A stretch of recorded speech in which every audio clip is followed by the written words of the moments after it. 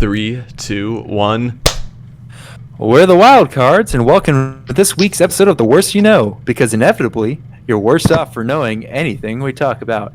I'm Nate, and as for my social media, I don't have any, but sometimes you might see me outside, even though you don't know what I look like.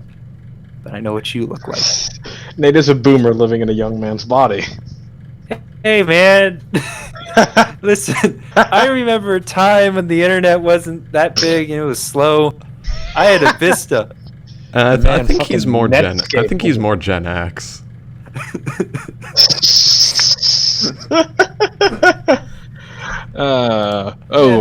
Maybe greatest generation. Wow. You got that Bing Crosby on the radio. You don't hear that. You don't hear him anymore. What happened? And on the radio, I mean, not unless you're looking on. I mean, you're obviously looking and hearing the wrong radio stations, because there are plenty of radio stations that still play the good old classics. Wait, there's 60s. Multiple radio stations? Oh, most certainly. Hot diggity, man! This future's looking up. Whoa, man, that's like totally tubular. Well, what's that tubular you talk about? What are you, some kind of J? I don't know. What the fuck am I witnessing? You're witnessing chaos incarnate, Baron. And for once, you're not a part of it. You're just a bystander to the chaos. Yeah. Oh wait, you guys haven't even been introduced yet, and we're already gone off. That's Sal, and that's Baron. You may know me as Perazrael out there in the internet. You may know me on the internet as Mr. Nobody. On the off chance somebody. Nah, that's the. You're a wild card. Nate, shut up. They're like, it's only like the most prestigious position, on Earth. Nate, stop.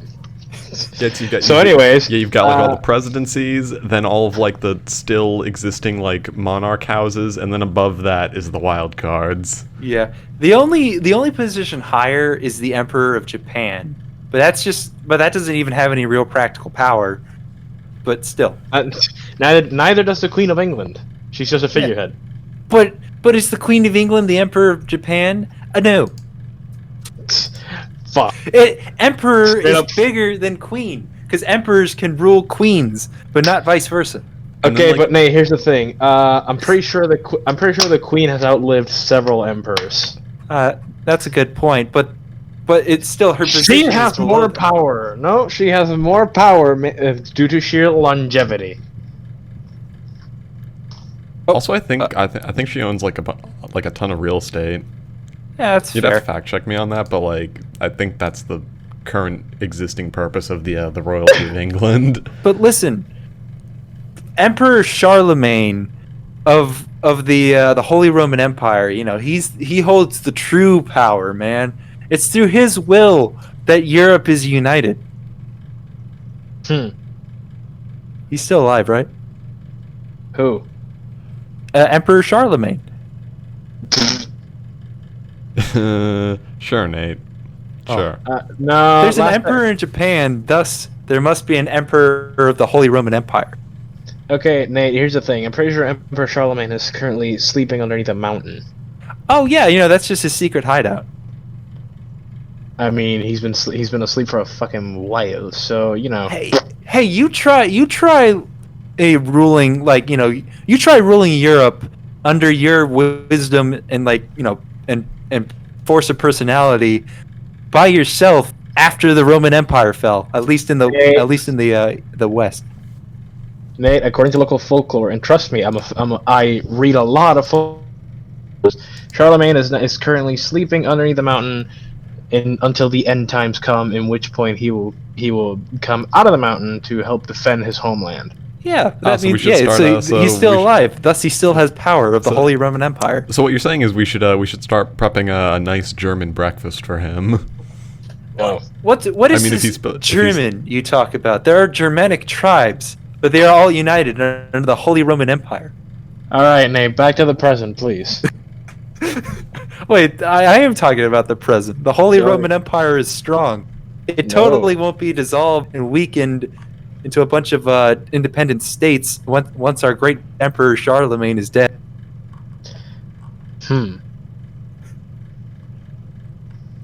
Anyways, I went to the game store today. I came back with a total of 10 games, Oh, and it's great. It's great because they were doing a buy two get one free on all used games, and these are all Xbox 360 games. They're all used. So I paid for 9. I paid for 6, and got 9 total, and then I got an extra game because, listen, they had Splinter Cell they had Splinter Cell Double Agent. I like Splinter Cell Double Agent, so I got it. Yeah, and Which did is you weird. get a Fallout New Vegas as well? And Mass Effect? Well, hell yeah, I did. Yeah. Dude, those, I guess technically 4 games from my childhood, but it was weird because when I played Mass Effect, I played them like way out of order. So I played the 3rd game first because I bought it like a year after it came out because I had never played Mass Effect before. That's fair. And then after a while, Mass Effect 1 went on sale for like $5, so I snatched that up. And then after like 2 or 3 years, I finally bought Mass Effect 2 after buying the original Mass Effect 3. So I played them all out of order, like probably the worst order you can. All right, but like, I'm looking at Mass Effect 1. It's like I'm staring right at it, and it's just like, I can't wait to get back into the story and the world, but I am also dreading the fucking Mako sections. Oh yeah, Mass Effect 1. Like, the story is pretty interesting, and like, it's definitely like, I think it's definitely a really good start to like creating the world and whatnot, and story-wise, really fantastic. Story-wise, character-wise, it's great, but then there comes the Mako sections. Yeah, like, it's weird. Like, I didn't mind the Mako sections that much, but after a while, it's like it's not necessarily driving around the Mako because it can be fun. It's just it can be side fun, quests, but which are just really boring. They get great. They just start really getting like really grating on me. It's like it's really just getting on my nerves. Find like what it was like find 50 Alliance soldier tags or like something like that. And, like find 50 artifacts, and then you can unlock this one Prothean artifact. Oh, like, not to mention the fact that the sandboxes where they dropped you into the Mako were absolutely fucking desolate. Yeah. Yes. Yeah. You're driving around, and then like you're trying to find. Also, there's so many glitches like that can be game breaking. Like if like I've been like on the Citadel, and if there's like certain sections of like the sidewalk, where if you go on the grass, you can't get back on the sidewalk, and you are stuck on the grass. And so it's like great. The great Commander Shepard, the future savior of the galaxy, foiled because he/she can't lift your foot like 2 inches off the ground. If only Harbinger knew how to grow grass. Oh, dude, we'd be screwed. Just indoctrinate the grass. Also, I got the entire Mass Effect trilogy. I got Central Double Agent. I got Fallout New Vegas. I'm really excited to start that one again. Mm-hmm. Space, because I love Dead Space. It's really good. Yeah, I think I played like a tiny bit of that a long time ago. Sir, you are weak. You need to stick with it. That's the only true way to play Dead Space. My brother beat it. Hell yeah, that guy. And like, mad respect to that guy. And I also got the first Fear. I also got the first Fear out of the entire series. Isn't that the game where like, there's like a ghost chick or something, and then she there's like a rape scene? That's Fear too, and yeah, that's a thing that happens because, the game was already disturbing enough. Let's just add a scene where your character gets raped by a weird ghost lady.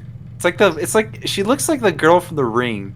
She's not a ghost, actually. She's just a really she's a really powerful psychic. Oh, and but how did she get pregnant so fast? I don't know, and they never properly explain it. Oh, it's just I I have a feeling that they probably missed that day of sex ed where they talked about how long pregnancy takes. So it's like, oh, it just happens in 5 minutes. Yeah, Yeah, no, sounds about right. Yeah. it's clearly the best sex ed comes in anime where if you hold hands you get pregnant. Yes, that's it. No. I got Fear, which is the first Fear, and the first and the second Fear were awesome. They are to this day in my mind, aside from like a couple of decent exceptions, like the Resident Evil franchise, especially the remakes. Mhm. Fear is the first ever game to successfully pull off a first-person shooter and a horror game at the same time. It was legitimately scaring. It had a good it had good like audio mixing because that's part of the main focus of like how the game scares you. It's the audio, it's the noise because let's face it, you're a dude in a specially trained team to handle the supernatural and paranormal. So obviously you're not going to be scared by the monsters, but it's the noises that really get to you, and then that makes the monsters even scarier. There's also the fact that like you're walking down a random hallway, and then it's just like there's an audio sting that just rises and rises and just ends, and nothing happens, all for the purpose of just winding you up. And there was I am a slut for that kind of audio design.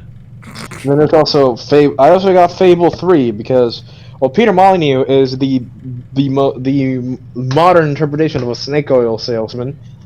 Fable 3 was legitimate. I played the first two Fables. They were really fun, and my first Fable was Fable 3. I actually I remember because it was the first time I ever got an Xbox. I was like 12, 13, and Fable 3 came with my Xbox, so I didn't really have a whole lot of games. It was like Fable 3, and then like one other game, like Connectimals or something. Yeah, so I played Fable 3. Oh no, yeah, it was Fable and Halo that came with it. And oh yeah, same here. Yeah. I never played Fable. I never ended up playing Fable though. How dare you? I actually ended up playing Fable a lot more than Halo because I don't know, like I just prefer like fantasy. Actually, I like sci-fi a lot, but like in this case, I like the fantasy and kind of RPG-esque thing more. Yeah, and, like character customization and all that. And I had a blast with it. Like it's obviously I could see because later on all the marketing with Peter Molyneux, promising all these things. But the game itself, as like an ignorant like 12, 13-year-old that didn't watch any of the material, it was really fun. The comedy was on point. Combat was simple, but as a kid that I didn't really have that much experience with gameplay that much outside of like the Wii. It worked just fine for me. And overall, it was a solid story. Yeah, no. I got a game that I played and absolutely loved, and I wish the Warhammer series made more games like this. Warhammer Space Marine. Like Warhammer 40k Space Marine is that the third-person shooter? It's so it worked really well. But they've never made any Warhammer 40k games that follow the story of Space Marine. They made Warhammer. They made Warhammer games, not Warhammer 40k. They made Warhammer games that focus, like Vermintide 2, which are essentially the Left 4 Dead. Yeah, but it's Left 4 Dead in the Warhammer universe, which is really fun considering the enemies in the Warhammer universe are. Like in this game, in the Vermintide games, they're all rats. They're the Skaven. Oh yeah, that's right. Is that why it's called Vermintide? Yeah, because they're Ratmen. Yeah, there's a Skaven. Yeah, Warhammer's a fun universe. Yeah, the regular Warhammer, and then there's Warhammer 40k, which is the sci-fi setting. There's two different settings, and anybody who doesn't either play the games or read the books, because there are books out there. I'm trying to find some of them, but no luck yet. Yeah, but I haven't really dived into any of the games yet, but I do sometimes listen to like a lot of like Warhammer inspired music. Okay, that doesn't. Okay, Baron, you're doing it wrong. You need to play the games, I am then listen to the music. sometimes when I get a hammer, I swing it around like I'm in war. Thus, I have a war hammer. Bitch, no. Bitch, Bitch, no. The last game on my roster of the games that I bought today was Super Street Fighter 4. Ah, nice. Nice. That's a classic from what I heard. Yeah, it's the upgraded version of Street Fighter 4, thus the Super in front of it. Mm. And it's the version that I played. It's the version that I liked. Oh, you should get really good, and then you could just make a career out of playing that game. Bit late for that. I don't think I have enough reflexes and skill to make a career out of Street Fighter. However, just listen to a bunch of Rocky training montages while you're playing. That's not how. And then it worked. Then explain to me, how did Rocky overcome such tremendous odds? Because it was the montages, the power of montage. Because he is Rocky Balboa, and no man shall ever come close to that guy when it comes to training. Well, he had to earn it. Unlike bad characters like Rey from the new Star Wars movies, he literally grew as a character, and through that, it was because of the power of Survivor, like Eye of the Tiger and Burning Heart, and training montages. Survivor didn't come in until the third movie. No, it was in the first one, right? No, it is, because the first movie came out in the 70s, and Eye of the Tiger came out in the 70s, back when they had Dave Bickler. No. I'm looking this up right now. Because listen, I know Survivor, all right? I'm a huge Survivor fan. There's the Jimmy Jameson phase and the Dave Bickler phase. The Dave Bickler phase was Eye of the Tiger. That came out in the 70s, and then throughout the 80s, that was when you had Jimmy Jameson. I mean, you are Nate, so I would take your word for it. Yeah. All right, listen. The movie buff in this group is me, all right? Eye of the Tiger. Oh, wait. Oh, Eye of the Tiger came out in 82. See? Ha! I'm gonna go. I'm gonna leave now. Bye. We gotta delete this footage. Don't you dare challenge me when it comes to movie tidbits. All No, right? I don't care about the movie. I messed up on my Survivor trivia, so now I've Delete that footage. I No, feel like you're a failure. Like, you're I once keeping got an the F on footage. a test. That didn't hurt it nearly as much as messing up the fact of Eye of the Tiger and the Dave Bickler phase versus the Jimmy Jameson phase. Oh, yeah, it's because Jimmy Jameson was mid to late 80s. See, Nate, the way you know how I remember the fact that that Eye of the Tiger was in Rocky 3 and not in the first one. Why? It was entirely because I remember the movie soundtrack being a lot funkier when Apollo Creed was on screen training Rocky Balboa. That's legitimately it. It's like, which training montage has Apollo Creed training Rocky to one of the best movie soundtracks of all time? Oh right, it's the third Rocky, which looking at it right now has a 6.8 in IMDb, a 64% Rotten Tomatoes, and a 2 out of 5 in Common Sense Media. Yet 93% of Google users like the movie. So I don't know. Yeah, movie critics are always weird. Like, they're just like, their reviews. Godzilla, King of the Monsters. They gave one reviewer. One critic said, "Too many monster fights, not enough story." It's like, that's the point. That is what Well, we yeah, actually, want. Godzilla- That is It's what like- the people and, like, want. especially like at this point, I feel like everyone's a critic. So like, what makes these like professional critics, quote unquote, qualified? Like, I don't know. They probably have some. They probably have some. They probably have some piece of paper hanging in their home. Well, Oh, you it's- see, that makes my opinion more valid than yours. Yeah, like especially like True. for example, like video game reviews. It's like they just don't know how to. They just don't understand games anymore. It feels like. No. There are still a lot of good game reviewers, specifically Zero Punctuation. He still does Well, oh, are we talking amazing. about like official like IGN or like Talking about YouTubers? okay, I mean, IGN. Yeah, they don't. They're not the best anymore. Like I went back and rewatched the gameplay teaser that they released for Vampire the Masquerade Bloodlines 2. Yeah. Fucking mouthful, Jesus Christ. But like the person that was sitting at IGN playing that game, that was probably the first time they were holding a controller because goddamn, they sucked at the combat. Oh, there in was a way that no person who actively plays games for a living should mess up in. dude, I saw that with Disgusting. Doom. Like there was a guy that was like, for example, like it was like so weird. Like in one of the I forget which Doom it was. It was one of the newer ones, like 2016, I think. Yeah, and basically, So- whoever was reviewing that has probably never seen a computer before, or like a controller, because like he was so stiff on aiming, like literally like he every time like he's trying to track like one of the chod demons, like just trash mobs. Yeah. He's just trying to track them, and he's just aiming so slow, like his sensitivity's at 1, and he doesn't like move and aim like most people do. Disgusting. He just stops like a turret, and he just slowly tries to track these like zombies or whatever. Disgusting.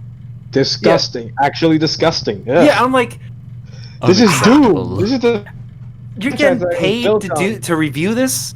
This is Like what? This is Doom, the franchise that is built on shooting while moving and Exactly. also and just dealing as much damage as you possibly can to the group in general, not just the one guy. This isn't Yeah. a standard. This isn't a standard. This is not a cover shooter. Doom is He wasn't even in The cover. He ultimate was power just fantasy. standing in the middle of like a rock, or like on top of like a rock or something. That's the whole point of Doom. It's like it's not a cover shooter because that guy was playing it as if it was a cover shooter, but Yeah. it's not. It's literally a mob. It's a horde. It's essentially a horde mode throughout the entire storyline. Yeah. Which is even Yeah, it's better. like, that's why. Yeah, that's why. Like obviously everyone's gonna be a little biased, but that's fine because reviewers, they all have their own opinions. That's why I trust like YouTube reviewers more. Yeah. Like, because obviously, like that, it's like, oh, they play games basically for a living. They're gonna know, the ins and outs of gameplay a little better than some guy, than some like blogger on IGN, who probably just like who probably only plays games for like 30 minutes, every month, and then calls it a Yeah. day. That's why I base most of my game purchasing decisions based off of. I don't go by IGN like game or any sort of like E3 gameplay teasers, or I wait until the game actually comes, until either the game comes out and YouTubers start playing it, or YouTubers start making promotional videos like for Doom Eternal. I still haven't bought it, but I'm planning on doing it as soon as it becomes slightly cheaper, because goddamn I keep forgetting how expensive games are. Oh yeah, But- I've been playing it $60. and I highly recommend it. But the thing is, like, the idea that I want to purchase this game came from me watching Markiplier play it and a promotional stunt that he did, where a lot, because like he was playing it and like the Doom Eternal devs were in the same room with him, like just in his house, just sitting and just watching him play. And the thing is, like, Mark is a really big Doom fan, which is even better. Because as a fan of the franchise in general, he's gonna give like his most honest opinion without actively deriding the game. Yeah. At least during the promotional phase, because any game you find, like any game, no matter how big of a fan of the franchise you are, you'll find a couple of nitpicks, and it's fine. Like everybody, like no matter how good the game, there's always gonna be something that doesn't quite jive. Like how we were talking about Mass Effect 1 earlier. Like overall, I think it's a great game, but obviously a lot of gameplay issues and glitches. there's the fact that the Mako sessions are so monotone that they just get annoying more than Yeah. anything after a while. And also the combat in Mass Effect 1 is weird because like It's for me at clunky least as it's like hell. such like it's definitely easier to play in like easy or medium for your first playthrough and then just carry your game over to veteran because you got to keep all your weapons and all that in New Game Plus. But it's just like such a it's like I forget the specific term, but it's Clunky. it's like a tipping point, especially in like older games. This happens where you start off really weak and it's a struggle, and that can be fun.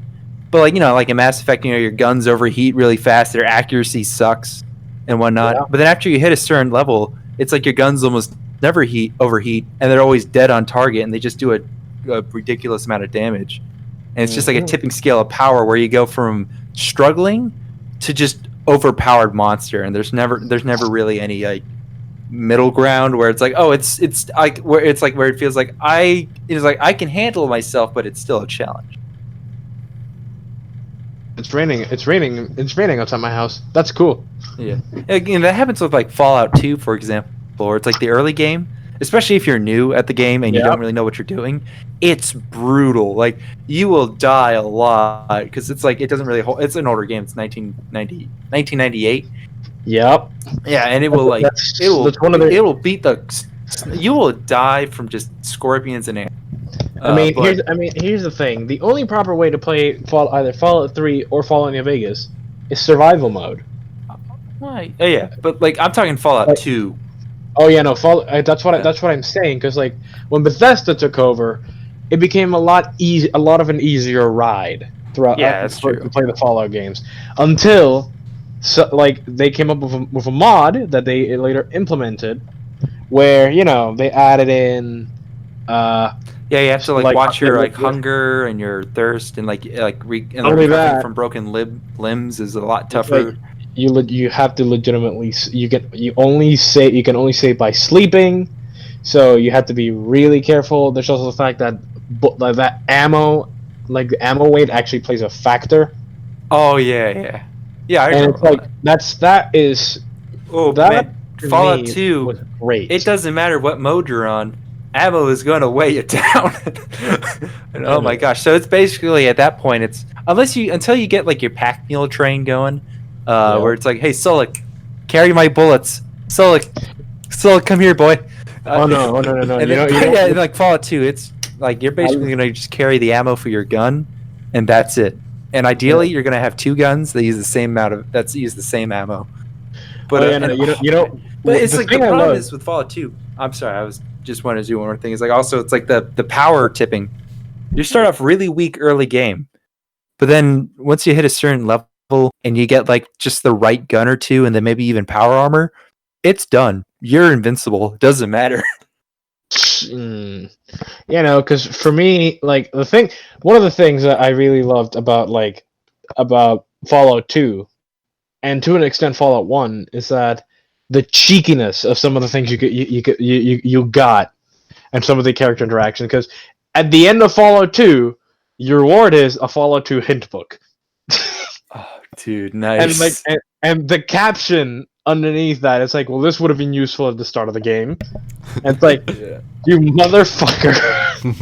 Dude, in Fallout 2, you can literally name yourself Balboa and become a boxer. Like your boxing name is Balboa, and I'm just like, oh, I'm living the dream. Oh no! But then and then become a porn star.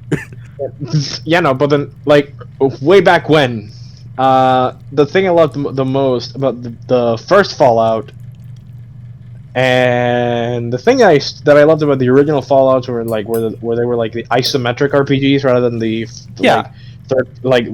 third person RPGs, is the fact that you could talk your way out of basically any conflict. Well, maybe not every conflict, because I played. That's why I played said it extensively. That's why I said basically. Maybe not basically. I'd say there's almost no conflict you can't talk your way out. There are exceptions here and there, of course, but come on, there's no other game series, at least in the early stages, that let you talk your way out of the final boss. Oh yeah, final boss definitely, yeah. Because you can literally just talk talk the master into committing Oh, you see suicide. that? Yeah, that's why the Master's like. I saw a lot of lists. The Master is considered one of the best video game villains because he makes like it's flawed logic, but there's still good logic behind what he's doing, and he Yeah. thinks he's justified. But then it's also like, and like what sets him apart is you can show him the error in his logic, and he acknowledges that. Versus other villains, which are just like, I know everything. Everyone's an idiot. And then like they just don't listen to logic. That's why that's really another reason why I loved in Fallout New Vegas where you can literally talk your way out of fighting the head of Caesar's Legion. Oh yeah, the legate. And then another thing I really loved about, I don't know, it was this like the Spectres were in the first Mass Effect, if I'm not mistaken, correct? Spectres are technically in all three. You are a Spectre in all three. That's, but like they're like, I forgot the name. I know who you're talking about. It was the guy that was assimilated in the first game. Yeah. That guy. I love the fact Solarian? No. Yeah, you keep talking. I'll look it up. And then there's because you could literally talk your way out of fighting him, and he sees the error of his ways, and then he shoots himself. Oh, Saren, that's the one. Yeah. I remember that. Like, I love RPGs to let you do that. Because Saren, because he thought he was doing what was best for his people, where he thought, oh, if I cooperate with the Reapers, they'll enslave the Turians instead of killing them, and at least that's survival. I mean, he has a point. That's the beauty of it. He has. Really, it took the entire Citadel fleet to take down one Reaper. Yeah, one Reaper. And granted, it's like a super Reaper, but still. But then it's like you can see the logic to his plan, what he's doing. You can see it, but that doesn't necessarily mean that you're forced to agree with it. You can talk to him. It's like, this is not gonna be the best possible outcome. No matter what you do. Yeah. So then. Oh, sorry, you got. And then I had another game. Oh, but I was gonna say something about Mass Effect. Is like, imagine this though, where it's like, imagine like a Mass Effect thing, but like it has so much freedom of choice, where you can decide. Like, for example, with Mass Effect 1, you go like, you know what, Saren, I agree with you. I'm gonna help you. I'm gonna help. I'm gonna help the Reapers, so that humanity is enslaved. Like that, obviously that'd take way too much writing, programming, all kinds of stuff. But imagine that much freedom of choice.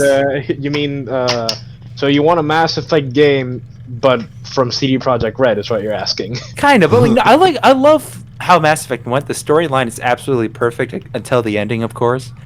But imagine where you can still get the standard whole Mass Effect line, 1, 2, 3 standard one. But then you have the choice to just go down with Saren and then work to basically save humanity by enslaving humanity. Also, and let's stay on the subject of games. And I'm gonna ask a question, which is, what is the hardest choice? And I'm talking not like a choice of where it's of your preference, but a choice that made you legitimately sit back and try and think it through. What's the hardest choice for you guys that a game has ever prompted you? Oh god, that'd be actually a tough one. There's a lot of the ones from The Witcher. There was there's I think one of the tough ones for me was, do you remember that one side mission in The Witcher where it's the husband was a werewolf? It's the oh, I thought you were talking about the baby one. The baby one? Okay, so both of our choices are from The Witcher. You talk about yours. I'll talk about mine. Oh yeah, basically in this one it was basically you're doing an investigation. There's a werewolf in town, and it turns out the husband was I think it was the wife was concerned that her husband was missing, and she thought he was kidnapped by a werewolf.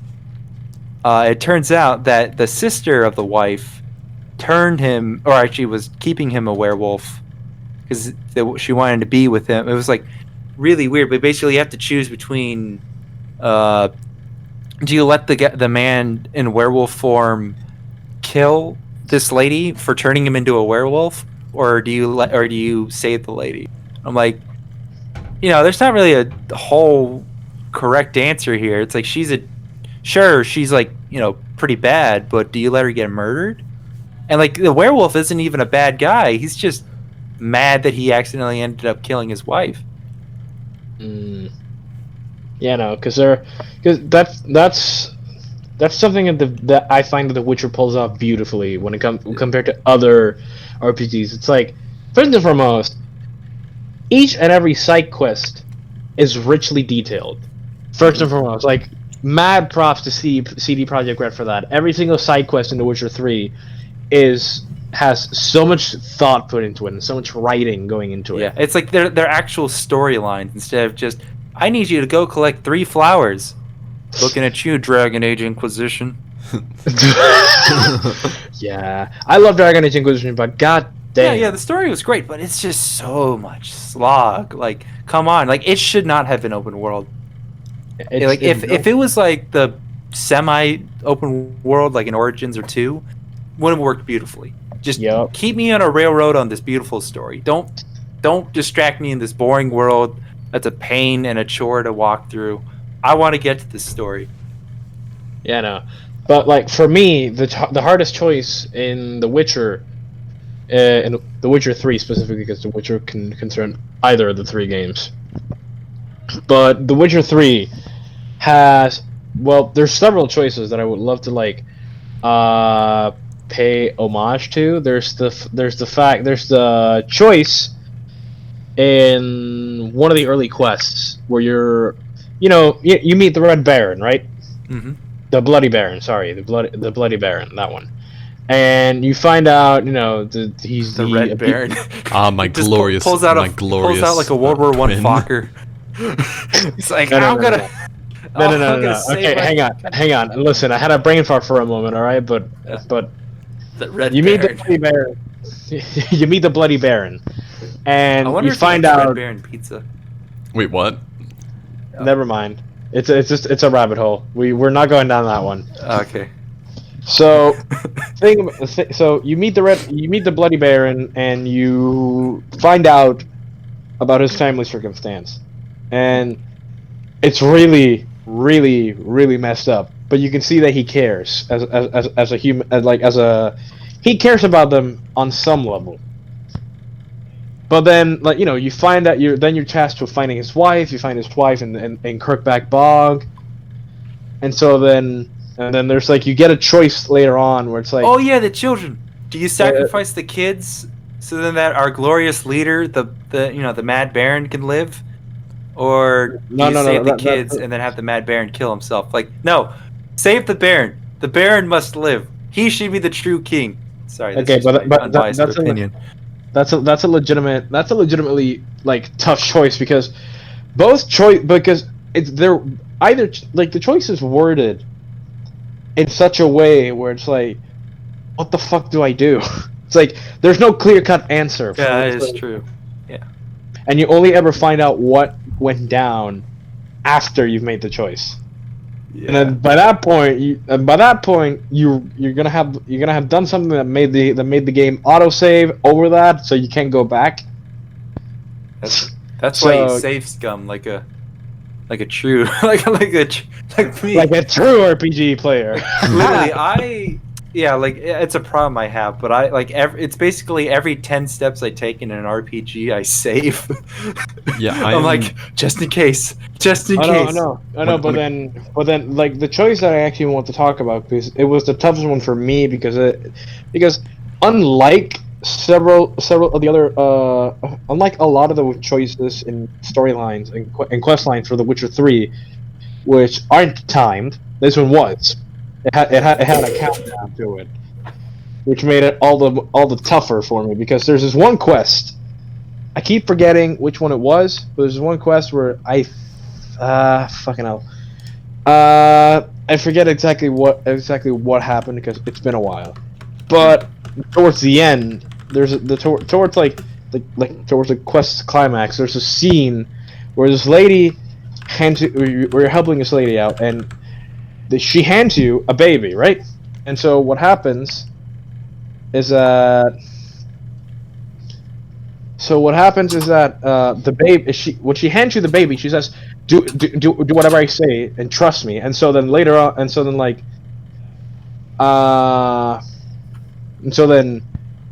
like moments later, I'm talking like moments later, like armed guards burst into the house, and so then they demand that you give them the baby, but then the lady's telling you chuck the baby in the oven.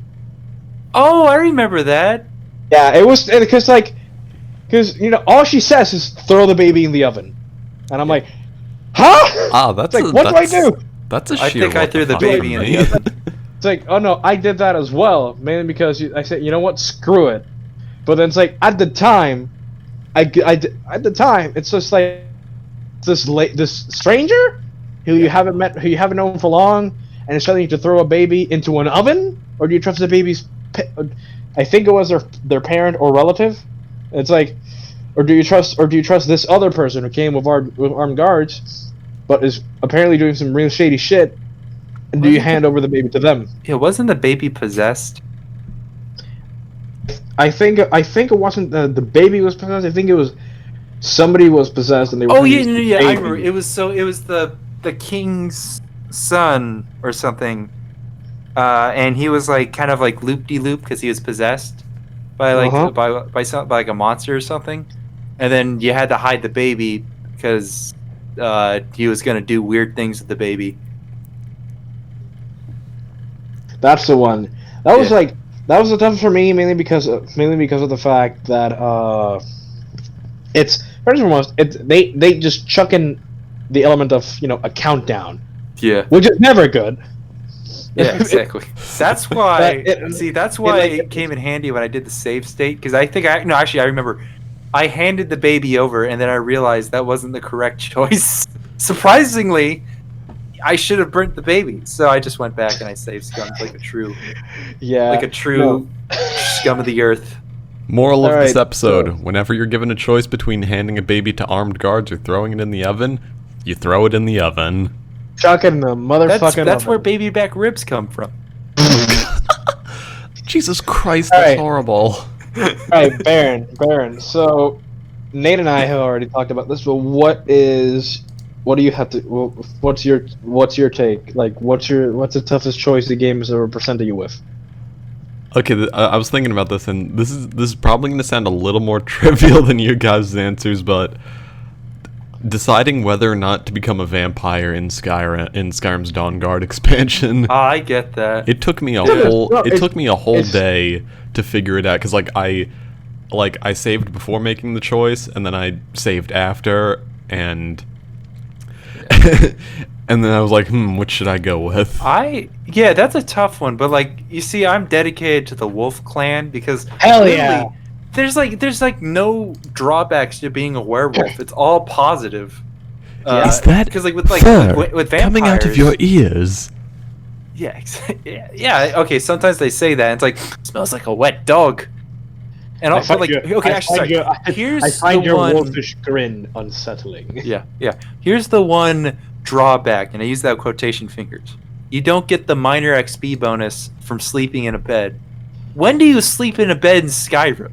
Nobody sleeps in a bed. Everyone just rests, like just hits the back button or whatever. It's like rests. I will walk up and stand on a bed and hit the rest button instead of actually sleeping in the bed. Yeah, like the only times you have to sleep in the bed is if like you want to do like, for example, the Dark Brotherhood quest and you got to get kidnapped for the first time. That's literally it. That's the only practical use.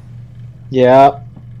Sleep is for assassins. And then and also when you go with the Dawnstar, you can get some sick upgrades for your crossbow. Like you get like explosive bolts, the advanced Dwemer crossbow. It's like, and crossbows are so dumbly broken because they penetrate through 50% of armor. Okay, but like, I'm not gonna lie. I found that the Dawnguard questline, which is between becoming a vampire lord or becoming a member of the Dawnguard. I found both choices were pretty lacking. I mean, For I a guess lot of to be stuff. fair, they didn't really have too much difference in the main. I believe it's actually one of the better Skyrim quest lines. Oh, the But questline I is agree. great. The Yeah, questline it's is just great, like but there's not really a whole lot of difference. it's just like the factions. Like, yeah, sure, you're a vampire lord, but that comes with all the drawbacks of being a vampire, plus a couple new ones. Yeah. Yeah. So And there's why like a would I couple go of with things that like make it better, but overall, Mm. it's. I'll say this: if you are going to be a vampire, you got to be a vampire lord because they're just hands down better than a normal vampire. They ain't no Hell yeah. werewolf. Wolf pack all the way, baby. Oh, But, yeah. Oh, dude. The fact of the matter is that the werewolf is superior in Skyrim because you can literally, dude. That's how I took down most dragons. I took down most dragons with like 3 or 4 like charging attacks as a werewolf. Yeah, dude, they're just so powerful. And even when you're not in wolf form, it's like immunity to all disease and stuff. It's like it's beautiful. Yeah.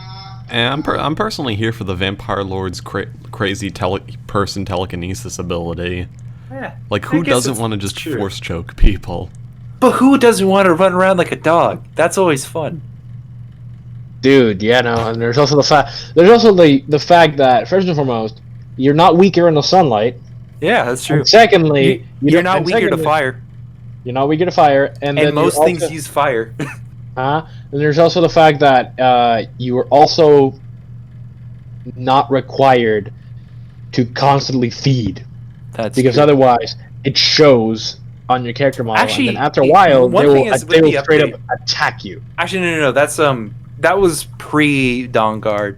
Now it's like you'll get more noticeable, but even if you hit level 4, like tier 4 vampire as a vampire lord, people won't attack you. You'll just look. You see, Admittedly, you'll get some sick glowing eyes and you look pretty cool, but you still have the benefit the debuffs of like fire damage and stuff. But you can still walk through town as a tier 4 vampire.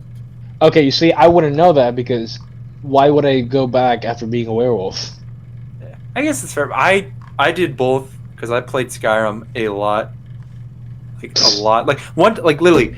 I had so many saves on Skyrim that my Xbox in general barely worked. It kept like freezing and crashing because it just like there's so many saves and data on Skyrim.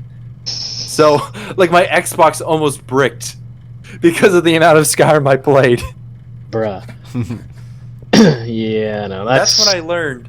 Don't create 10 trillion saves. It's sometimes you gotta delete a few. Like Okay, listen. Here's the thing. I only ever save, like whenever I'm at low health and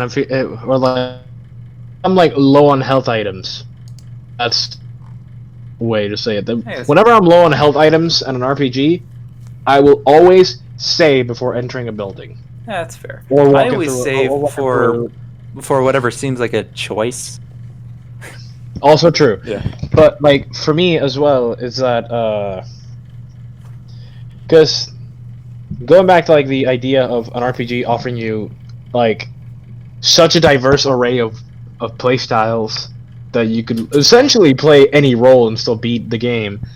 The original Deus Ex is still the baseline to which I hold every other RPG, because the original Deus Ex you can literally find within the early stages of the game, if you were like dedicated enough to look around the area, you could find a legit a kill code for the final boss that you can literally it literally lets you bypass the entire final boss.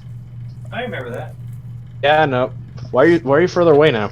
I dropped so like I had this little chain like for a dog Ooh. tag that's missing the tag, and I was twirling it around on my fingers, but I dropped it somewhere, so now I'm trying to find it. But yeah, no. And then there's also the fact that because in the original Deus Ex, whenever you came across a boss in a room, you could literally run past them and never have to deal with them again. If you felt like they were too tough, just run. I found That's a valid option. All right. Oh. Okay. Hold on. Alrighty, we're back.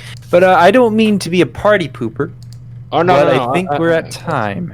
I know. I was about to say it's like we should we probably end just it did here. about an hour. In that case, if of we're all in thing. agreement, should we do an outro? Penis.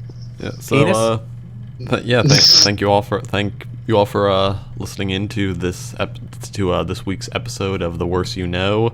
Unfortunately, Anna couldn't make it this time again, but hopefully she'll be able to make it next time. That's all right. We got Hopefully. testosterone, baby. Oh God. Sorry. Wow, actually toxic. Hey, it's not toxic. It's just called testosterone. It's what males have. And females have some too, but just males tend to have a little more. So